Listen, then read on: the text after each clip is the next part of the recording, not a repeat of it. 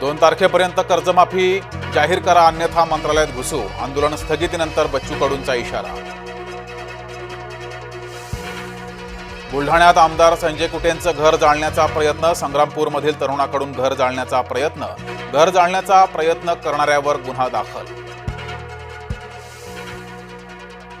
शनी शिंगणापुरामध्ये हिंदूंचा भव्य मोर्चा. मंदिरातील धार्मिक अपवित्रतेविरोधात मोर्चा. भारतातील 5 परदेशी विद्यापीठांच्या कॅम्पसना परवानगी. पंतप्रधान मोदींच्या नेतृत्वात मोठा निर्णय.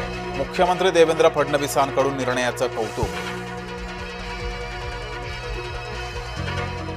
गोवंडीमध्ये शिवाजीनगर भागात हिट अँड रनची घटना. डंपरनं 3 जणांना चिरडलं. डंपर चालक पोलिसांच्या ताब्यात. अंबरनाथमध्ये हॉर्न वाजवण्यावरून वाद पेटला. भर रस्त्यात अनेकांवर तलवारीनं जीवघेणा हल्ला.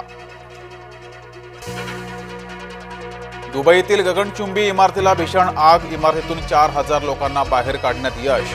सुदैवानं कोणतीही जीवितहानी नाही. दुर्घटनाग्रस्त विमानाचे भाग उचलण्यास सुरुवात. क्रेनच्या मदतीनं विमानाचा सांगाडा उचलला. पालखी मार्गावरील दिवे घाटामध्ये पावसामुळे चिखल. 2 दिवसात रोडा हटवण्याच्या अजित पवारांचे आदेश. आणि चोकर्सचा अखेर आयसीसी ट्रॉफीवर कब्जा. वर्ल्ड टेस्ट चॅम्पियनशिपमध्ये मारली बाजी.